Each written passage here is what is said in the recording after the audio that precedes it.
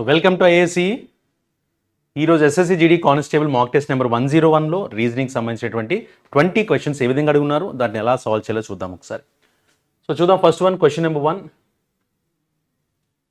So this is the question number 1. So ఎలా ఇచ్చినారో ఎలా solve చేయాలో చూద్దాం ఒకసారి. 7, 13, 25, 43 నెక్స్ట్ క్వశ్చన్ మార్క్ ఇచ్చి 97 ఇచ్చారమ్మా. నెంబర్స్ అన్ని దగ్గరగా ఉన్నాయి కాబట్టి డిఫరెన్స్ చూసి ఆన్సర్ రావడానికి అవకాశం ఉంది. సో 7కి 13కి డిఫరెన్స్ 6, 13కి 25కి డిఫరెన్స్ 12, 25, 43 అంటే 18 ఈజ్ ద డిఫరెన్స్, అంటే 24 డిఫరెన్స్ రావాలి సార్ ఇక్కడ. నెక్స్ట్ 30 డిఫరెన్స్ రావాలి.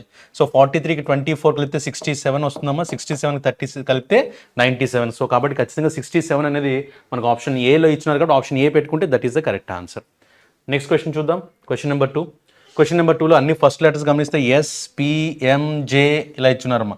19 - 3 ఇక్కడ 19, 16 అంటే -3, 16, 13 -3, 13 - 3 10, 10 - 3 7 అంటే జీతో స్టార్ట్ అవుతుంది ఆన్సర్.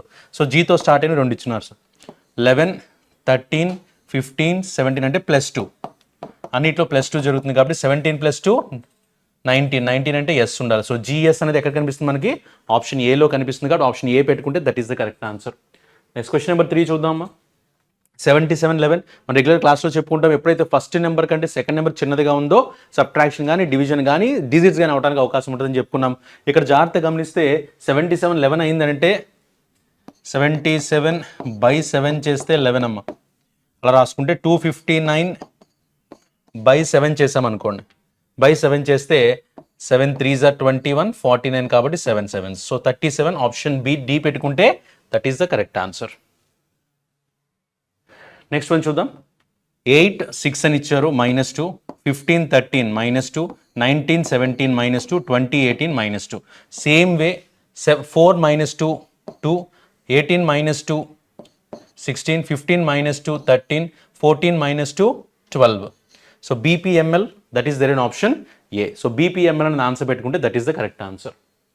అదేవిధంగా నెక్స్ట్ ఇక్కడ వచ్చేసరికి ఇక్కడ ఇచ్చిన 4 వర్డ్స్లో కూడా ఏ వర్డ్ డిఫరెంట్గా ఉందని అడుగున్నారమ్మా. సో దాన్ని గట్టి గమనిస్తే ఇది 6, 4, 2 అంటే 2 డిఫరెన్స్తో రన్ అవుతుంది. 15, 13, 11 అన్నా సరే 2 డిఫరెన్స్తో రన్ అవుతుంది. ఇక్కడ కూడా గమనించండి ఒకసారి, 10, 8, 6 అని ఇచ్చారు, ఇక్కడ కూడా 2 డిఫరెన్స్తో రన్ అవుతుంది. 21, 19, 16 అంటే ఇక్కడ 2 డిఫరెన్స్, ఇక్కడ 3 డిఫరెన్స్ వచ్చింది. సో మిగతావన్నీ 2 డిఫరెన్స్తో రన్ అయితే ఆప్షన్ డి మాత్రం 2, 3 డిఫరెన్స్తో రన్ అయింది కాబట్టి ఖచ్చితంగా మిగతా 3తో కంపేర్ చేస్తే చివరిది డిఫరెంట్గా ఉందని చెప్పొచ్చు. ఆప్షన్ డి పెట్టుకుంటే that is the correct answer. Next question number 6 చూద్దామా. క్వశ్చన్ నెంబర్ 6లో మనకి బ్లడ్ రిలేషన్ మీద క్వశ్చన్ అడుగున్నారు. ఫస్ట్ వన్, ఇక నాకు కావాల్సింది ఏంటి, దీనికి సంబంధించినటువంటి ఈక్వేషన్ అడుగున్నారమ్మా. ఏమడుగుతున్నారంటే హౌ ఈజ్ ఈ రిలేటెడ్ టు ఐ. ఈ రిలేటెడ్ టు ఐ అంటే ఐ పొజిషన్ మీరు ఉంటే ఈ మీకు ఏమవుతుంది అన్నట్టుగా అడిగారు. సో ఒకసారి గమనిస్తే ఈ డివైడెడ్ బై ఎఫ్ అని ఇచ్చారు. డివైడ్ అంటే ఏం తీసుకోవాలి సార్, ఇక్కడ వచ్చిన దాని ప్రకారం P divide by means P is the daughter of Q, E divide by F means E is the daughter of F, E is the daughter of F. F అనే దానికి ఈ కుమార్తె అని రాసుకున్నాను అమ్మా. సో అదే కదా ఇచ్చినారు, పీ డివైడ్ బై క్యూ అంటే పీ అనేది క్యూ యొక్క కూతురు. ఓకే, సో ఈ అనేది ఎఫ్ యొక్క కూతురు. తర్వాత ఎఫ్ ప్లస్ జీ అని ఇచ్చారమ్మా. P plus Q means P is the father of Q, F plus G means F is the father of G. తర్వాత జీ మైనస్ హెచ్ అని ఇచ్చారు. P minus Q means P is the son of Q అయితే G minus H means G is the son of H. So G is the son of H, G is the son of H.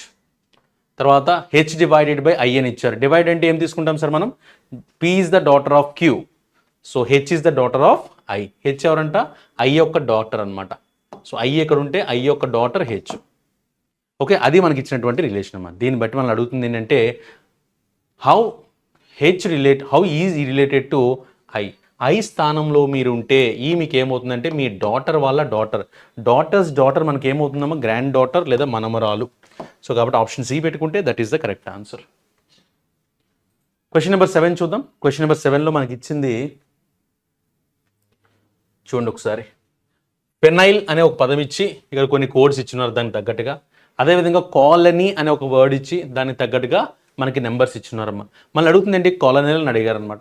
మీకు ఏవైతే కాలనల్ అనే వర్డ్లో అక్షరాలు ఉన్నాయో అవే అక్షరాలు పైన ఇచ్చిన వాటిలో కూడా రిపీట్ అయినాయి కాబట్టి ఖచ్చితంగా మనం దాన్ని ఏమనుకుంటాం, డైరెక్ట్ కోడింగ్ అని అనుకుంటాం సార్. ఆ విధంగా చూస్తే సిఓఎల్ఓ ఇక్కడ ఆల్రెడీ సిఓఎల్ఓ యాస్టీస్గా ఉంది. ఇక్కడ ఏ పదాలు రాయొచ్చు, 6, 12, 13, 12. NEL అని ఇచ్చారు. ఇక్కడ N అంటే 4వ పొజిషన్లో ఏమని రాసాం నెంబర్ మనం 8 అని రాసుకున్నాం. నెక్స్ట్ E అంటే థర్డ్ పొజిషన్లో E అని కనిపిస్తుంది కదమ్మా, థర్డ్ పొజిషన్లో 17 ఉంది కాబట్టి 17 రాసుకున్నా. నెక్స్ట్ L అంటే లాస్ట్లో L ఉంది, ఇక్కడ కూడా లాస్ట్లో 13 అని ఉంది. సో 6, 12, 13, 12, 8, 17, 13. సో అలా ఉన్నది మనకు ఆన్సర్ అవ్వాలి. చూడండి 6, 12, 13, 12, 6, 12, 13, 12, 6, 12, 13, 12, 8, 17, 3, 13. సో ఆప్షన్ బి పెట్టుకుంటే that is the correct answer. Direct coding అనేది లాజిక్ సార్ దీనికి. ఓకే, సో నెక్స్ట్ క్వశ్చన్ చూద్దామమ్మా. నెక్స్ట్ దాంట్లో క్వశ్చన్ నెంబర్ 8కి వచ్చేసరికి ఇక్కడ వచ్చిన ఈక్వేషన్ ఈక్వల్స్ టు 53 చేయాలి అని అంటే ఇక్కడ ఇచ్చిన నెంబర్స్ ఏవి పరస్పరం మార్చుకోవాలి అని అంటున్నారు అనమాట. ఇప్పుడు జాగ్రత్తగా గమనిద్దాం. ఇక్కడ నేను 8ని 14ని మారిస్తే 40/14 వస్తుందమ్మా. ఎప్పుడైతే 14 వచ్చిందో 14 40తో డివైడ్ అవుతుందా? అవ్వదు, కాబట్టి ఈ ఆప్షన్ ఛాన్స్ లేదు మనకి. నెక్స్ట్ 5 and 3 మార్చాను అనుకోండి. 5 and 3 మారిస్తే ఇక్కడ 3 వస్తుంది, ఇక్కడ 5 వస్తుంది, ఇబ్బంది ఏం లేదు మనకి. నెక్స్ట్ 5 and 8 అని ఇచ్చారు. ఈ రెండింటిలో ఏది మార్చినా పర్వాలేదు. చూద్దాం ఒకసారి. 5 and 3 మార్చుకున్నాను అనుకోండి. 3 × 40, 40/8 అంటే 5 వస్తుంది, ప్లస్ 5 మైనస్ 14. 15, 5, 20, 20లోంచి 14 తీస్తే 53 అవడానికి ఛాన్సే లేదు నాకు. సో కాబట్టి ఇది కాదు. ఆప్షన్ సికి వస్తాను. 8 × 40/5 అంటే 8 వస్తుంది, ప్లస్ 3 మైనస్ 14. 64 ప్లస్ 3 చేస్తే 67. 67లోంచి 14 తీస్తే ఎంతమ్మా? 53. సో కాబట్టి ఖచ్చితంగా ఆప్షన్ సిలో ఉన్న వాల్యూస్ మార్చగలిగితే మనం ఎగ్జాక్ట్ ఆన్సర్ని తీసుకురావచ్చు. సో 9th క్వశ్చన్ చూద్దాం. క్వశ్చన్ నెంబర్ 9లో మనకి ఇచ్చిన క్వశ్చన్ ఏంటంటే సమ్ స్పూన్స్ ఆర్, చూడండి, సమ్ స్పూన్స్ ఆర్ ప్లేట్స్ అని ఇచ్చారు. Some plates are tumblers. So some tumblers are spoons అని ఇచ్చారు. టంబ్లర్స్లో కొంతపాటు స్పూన్స్లో ఉంది అని చెప్తున్నారు. ఉందా? లేదు, కాబట్టి రాంగ్ పెట్టుకోండి. All plates are spoons. Plates అన్నీ కూడా స్పూన్స్లో ఉన్నాయని చెప్తున్నారు.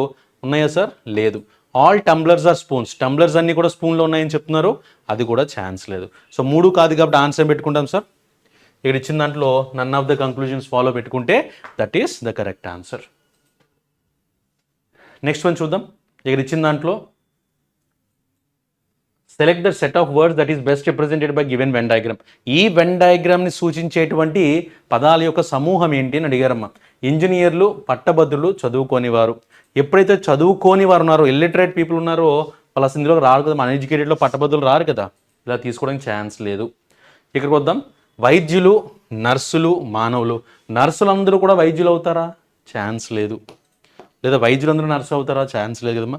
రైతులు, గ్రామస్తులు, అక్షరాస్యులు అని ఇచ్చారమ్మా. ఈ విధంగా తీసుకుని మనం ఎలా తీసుకోవాలి? గ్రామస్తులందరూ రైతులు, రైతులందరూ అక్షరాస్యులు అన్నట్టుగా తీసుకోవాలి. ఛాన్స్ లేదు. ఇక్కడికి వద్దాం. ఆడవారు, తల్లులు, కుమార్తెలు ఇచ్చారు. అలా తీసుకుంటే కుమార్తెలందరూ కూడా తర్వాత తల్లులు అవ్వటానికి అవకాశం ఉంది. ఈ తల్లులందరూ కూడా ఆడవారిలో ఉండటానికి అవకాశం ఉందన్నమాట. కాబట్టి ఆప్షన్ సి అనేది కొంత రిప్రజెంట్ చేయడానికి అవకాశం ఉంది. కాబట్టి ఆప్షన్ సి పెట్టుకుంటే that is the correct answer. 11వ క్వశ్చన్ చూద్దాం. 21 మార్చ్ 2007. 21 మార్చ్ 2007 వెడ్నెస్డే అయితే, బుధవారం అయితే మనం అడిగింది ఏంటమ్మా ఇప్పుడు? 25 మే 2015. 25 మే 2015 ఏ రోజు పడుతుందని అడిగారు అనమాట.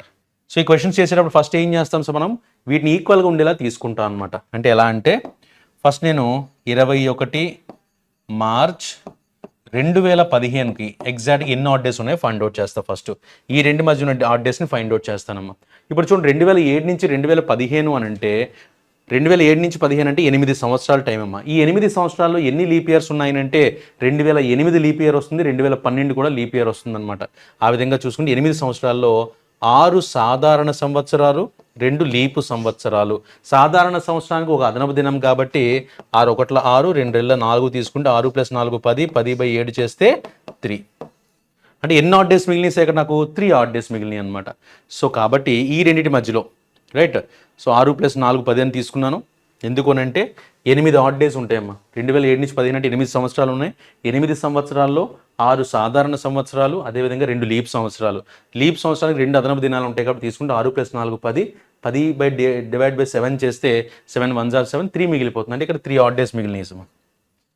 ఇది కాకుండా నెక్స్ట్ చూద్దాం ఒకసారి. ఇక్కడికి వచ్చేసరికి ఇప్పుడు ఇక్కడి నుంచి ఇక్కడికి ఉన్నటువంటి డిఫరెన్స్ చూసుకుంటే మనం ఆర్డర్స్ చెప్పగలం. 21 మార్చ్ 2015 నుంచి 25 మే 2015 మధ్యలో ఎన్ని ఆడ్ డేస్ ఉన్నాయనంటే ఈ మార్చి నెలలో ఇంకా నాకు 21 ఇచ్చున్నారు కాబట్టి ఇంకా 31 రోజులు ఉంటాయి కాబట్టి 10 రోజులు మిగిలాయి. ప్లస్ ఏప్రిల్లో 30 రోజులు ఉంటాయి, మేలో 25వ డేట్ ఇచ్చారు సార్. ఈ విధంగా తీసుకున్నా. ఇందులో ఆడ్ డేస్ అనేవి 3 ఉంటాయి, ఇందులో ఆడ్ డేస్ అనేవి 2 ఉంటాయి. 7 4 28 2 మిగులుతుందమ్మా. ఇందులో ఆడ్ డేస్ 4 ఉంటాయి అనమాట. సో 3 + 4 7 అయిపోతుంది, క్యాన్సిల్ చేసేస్తే నాకు ఇంకా 2 మిగిలింది, ఇక్కడ 3 మిగిలింది. సో 3 + 2 అంటే టోటల్ ఆడ్ డేస్ ఎన్ని ఉన్నట్టమ్మా 5 ఆడ్ డేస్ ఉన్నట్టు తెలిసిందనమాట. ఇప్పుడు మనకు అడిగింది ఏంటి, 21 మార్చ్ 2017 అనేది వెడ్నెస్డే అయితే 5 రోజుల తర్వాత ఏమవుతుందని అడిగారు. వెడ్నెస్డే తర్వాత Thursday, Friday, Saturday, Sunday, Monday. So Monday అనేది ఆన్సర్ పెట్టుకోవాలి, ఆప్షన్ సి పెట్టుకుంటే that is the correct answer. Next question number 12 చూద్దామా. క్వశ్చన్ నెంబర్ 12లో 13, 30, 34 అని ఇచ్చారు. ఈ క్వశ్చన్ ఎలా ఫామ్ అయిందంటే ఇప్పుడు చివరి నెంబర్ 34 ఏదైతే ఉందో దాన్ని నేను బై 2 చేస్తే 17 వస్తుందమ్మా, రైట్. ఇదే విధంగా 22/2 చేస్తే 11 వస్తుంది. ఇప్పుడు ఈ 17 తీసుకొచ్చి ఇక్కడ 30ని కలిపితే 30 అనేది 17 + 13 30. అదేవిధంగా 11ని తీసుకొచ్చి 19 కలిపితే 30 అయినప్పుడు 14/2 ఎంతమ్మా 7. ఈ 7 తీసుకొచ్చి 27 కలిపితే 7 + 27 ఎంత అవుతుంది 34. సో ఆప్షన్ బి పెట్టుకుంటే that is the correct answer. Next 13th question చూద్దాం. 13th క్వశ్చన్లో a cube is made of the folding the given sheet in the cube so formed. Select the number that will be on the face opposite the face showing the number 4. 4కి ఆపోజిట్లో ఉండే number ఏంటి అని అడిగారమ్మా. ఎప్పుడు కూడా ఇలాంటి చేసేటప్పుడు ఎలా వస్తుందని చెప్పుకున్నాం, ఆల్టర్నేటివ్గా తీసుకోవాలి. 5కి ఆపోజిట్లో 1, 4కి ఆపోజిట్లో 2, 3కి ఆపోజిట్లో 6 అనమాట. సో 4కి ఆపోజిట్లో 2 కాబట్టి ఆప్షన్ ఏ పెట్టుకుంటే that is the correct answer. Next question number 14 చూద్దాం. క్వశ్చన్ నెంబర్ 14లో ఫస్ట్ ఈ విధంగా అబ్జర్వ్ చేస్తే మనకి ఈ షేప్ ఇలా కనిపిస్తుందమ్మా. నెక్స్ట్ ఇమేజ్కి వచ్చేసరికి ఏమైంది, ఇది జస్ట్ ఇలా 45 degrees ఇలా తిరిగిందనమాట. సో 45 degrees తిరిగింది. తర్వాత ఇమేజ్కి వచ్చేసరికి ఇలా ఉన్నది. ఇప్పుడు కూడా ఇది ఏమవ్వాలి, ఈ విధంగా తిరగాలి. 45 degrees అంటే ఈ విధంగా తిరగాలన్నమాట. ఇప్పుడు నెక్స్ట్ దాంట్లో సో ఇది ఆన్సర్ అవ్వదు, ఇది కూడా ఆన్సర్ అవ్వదు. సో ఇది కొంచెం అలానే ఉంది, నెక్స్ట్ ఇది కూడా కొంచెం అలానే ఉంది, ఇది మాత్రం రివర్స్లో ఉంది, రైట్. తర్వాత ఇక్కడ సింగిల్ లైన్ ఉందమ్మా, ఇక్కడ డబుల్ లైన్ అయింది. ఇక్కడ సింగిల్ లైన్ ఉన్నప్పుడు ఇక్కడ కూడా డబుల్ లైన్ అవ్వాలి కదా. సో ఇక్కడ చూడండి సింగిల్ లైన్ ఇచ్చారు కాబట్టి ఆన్సర్ అవ్వదు, ఇక్కడ డబుల్ లైన్ ఇచ్చారు కాబట్టి ఇది ఆన్సర్గా పెట్టుకోవడానికి అవకాశం ఉంది. సో ఆప్షన్ సి పెట్టుకుంటే that is the correct answer. Next question number 15 చూద్దాం. క్వశ్చన్ నెంబర్ 15లో పేపర్ ఫోల్డింగ్ సంబంధించిన క్వశ్చన్ ఇచ్చున్నారు. సో దీన్ని ఇప్పుడు అన్ఫోల్డ్ చేస్తే ఏ విధంగా కనిపిస్తుందని అడిగారు. సో అన్ఫోల్డ్ చేసేటప్పుడు నాకు ఇక్కడ ఆబ్వియస్గా ట్రయాంగిల్ కనిపిస్తుంది. ఈ ట్రయాంగిల్స్ పైకి వెళ్తున్నప్పుడు మిర్రర్ ఇమేజ్లో ట్రయాంగిల్స్లా కనిపిస్తాయి అనమాట. సారీ, వాటర్ ఇమేజ్లో ట్రయాంగిల్స్లా కనిపించాలి. సో ఇలా ఉన్న ట్రయాంగిల్స్ ఎక్కడ ఉన్నాయి, ఇవన్నీ పైకే చూస్తున్న ఛాన్స్ లేదు, ఇవి అంత దూరంలో రావడానికి ఛాన్స్ లేదు సార్. సో అయితే మనకు ఆప్షన్ ఏ కానీ బి కానీ ఆన్సర్ అవ్వడానికి ఛాన్స్ ఉంది. తర్వాత ఇక్కడ ఉన్నటువంటి షేప్ ఏదైతే ఉందో ఇది చివరికి వెళ్ళిపోద్ది. ఇక్కడ అదేవిధంగా ఇక్కడ ఈ షేప్లో ఇలా రావడానికి ఛాన్స్ ఉంది. సో ఇలా డైమండ్ షేప్లో రావడానికి ఛాన్స్ ఉంది. అయితే ఇక్కడ చూడండి సార్, ఇక్కడ సేమ్ ఇలాగే ఉంది, కాకపోతే ఈ చివరికి వెళ్ళకుండా ఇక్కడ అయిపోయినవి కాబట్టి ఖచ్చితంగా బి కూడా ఆన్సర్ కాదు, ఆప్షన్ ఏ పెట్టుకుంటే that is the correct answer. So question number 15 option A is the answer. Next question number 16 చూద్దాం. క్వశ్చన్ నెంబర్ 16లో ఎంబెడెడ్ ఫిగర్స్కి సంబంధించినటువంటి క్వశ్చన్ అడిగారు. ఇందులో జాగ్రత్తగా గమనిస్తే మనకి ఇలాంటి షేప్ ఎక్కడ కనిపిస్తుందని అడిగారు సార్. ఇలాంటి షేప్ ఎక్కడ కనిపిస్తుంది చూడండి, ఫస్ట్ దాంట్లో కనిపిస్తుందేమో. సో ఇలా తీసుకున్నా అంటే ఇలా తీసుకుంటే ఇలా ఉంది. సో ఈ షేప్ అనేది ఇక్కడ క్లియర్గా కనిపిస్తుంది మనకి. సో ఇలా తీసుకున్నానమ్మా, ఇది క్లియర్గా కనిపిస్తుంది, ఆప్షన్ ఏలో ఉంది. నెక్స్ట్ ఆప్షన్ బికి వచ్చేసరికి ఇంక ఇలా తీసుకున్నా సరే ఇక్కడ నుంచి మొత్తం లైన్ అనేది కంప్లీట్ అవ్వలేదు, ఇక్కడ కూడా ఫుల్ లైన్ అనేది లేదు, ఇక్కడ కూడా ఫుల్ లైన్ అనేది అటాచ్ అవ్వలేదు. సో ఆప్షన్ ఏ పెట్టుకుంటే that is the correct answer. Next 17th question చూద్దాం సార్. 17th క్వశ్చన్లో flower, sprout, fruit, plant, seed అని ఇచ్చినారు. ఇందులో జాగ్రత్తగా గమనిస్తే ఫస్ట్ ఎప్పుడు కూడా సీడ్ ఒక విత్తనంతో స్టార్ట్ అవుతుంది, ఆ విత్తనం అనేది మొలగ్గా తయారవుతుంది. సో కాబట్టి ఫస్ట్ సీడ్ దగ్గర నుంచి మొదలు పెట్టాలి, right. So first seed. So seed అంటే 5తో స్టార్ట్ అవ్వాలమ్మ. ఆప్షన్ ఏ 2తో స్టార్ట్ అయింది, ఆప్షన్ సి 2తో స్టార్ట్ అయింది. ఈ రెండు అయితే కాదు. సీడ్ కాస్త ఏమవుతుంది, చిన్న మొలకలా వస్తుంది కాబట్టి స్ప్రౌట్ అవ్వాలి. సో 5 తర్వాత 2 రావాలి. ఓకేనా. 2 తర్వాత స్ప్రౌట్ కాస్త ప్లాంట్ అవుద్ది కాబట్టి 4 రావాలి. చూడండి 5 తర్వాత 2 ఉందా ఇక్కడ, 5 తర్వాత 4 ఇచ్చారు. సో ఛాన్స్ లేదు కాబట్టి ఖచ్చితంగా ఆప్షన్ బిలో ఉన్న ఆర్డరే కరెక్ట్ ఆర్డర్ అని చెప్పుకోవచ్చు. తర్వాత అ fruit shop consist of only 2 types of fruits namely oranges and mangoes. So ఒక పండ్ల దుకాణంలో నారింజ మరియు మామిడి అనే 2 రకాల పండ్లు మాత్రమే ఉన్నాయి. నారింజ పండ్ల సంఖ్య మామిడి పండ్ల కంటే 3 రెట్లు ఎక్కువ అంట. మామిడి పండ్ల కంటే 3 రెట్లు ఎక్కువ అని చెప్పారు సార్. సో మామిడి పండ్ల కంటే 3 రెట్లు ఎక్కువ అంటే మామిడి పళ్ళు ఎక్స్ అనుకుంటే నారింజ పళ్ళు ఎంత అవ్వాలి సార్ అప్పుడు? నారింజ పండ్ల సంఖ్య మామిడి పండ్ల కంటే 3 రెట్లు ఎక్కువ అంటే 3x. అప్పుడు టోటల్ ఎంత అవుద్దాం ఇది? 4x అవుద్ది అనమాట. 4x అయిందంటే ఖచ్చితంగా మనల్ని ఏమడిగారు, కింది వాటిలో ఏ దుకాణంలో ఉన్న మొత్తం పండ్ల సంఖ్యను సూచించదని అడిగారు. మొత్తం కలిసి 4x అంటే ఖచ్చితంగా 4 మల్టిపుల్ అయ్యి ఉండాలి ఆన్సర్. ఇక్కడ చూడండి 4 11 44, ఇక్కడ 4 10 40, 2 మిగిలిపోతుంది. 4 12 40, 48, 4 10 40. అంటే ఇక్కడ ఉన్న 42 తప్ప మిగతావన్నీ కూడా 4తో డివిజిబుల్ అయిపోతున్నాయి కాబట్టి ఖచ్చితంగా ఆప్షన్ బి పెట్టుకుంటే that is the correct answer. Next question number 9 చూద్దాం. 6 friends ABCDEF are sitting in a straight horizontal row facing north. B is sitting between F and C. B is sitting between F and C. E sits third to the right of C. E sits third to the right of C అని ఇచ్చారు. ఇలా అయినా తీసుకోవచ్చు. B is sitting between,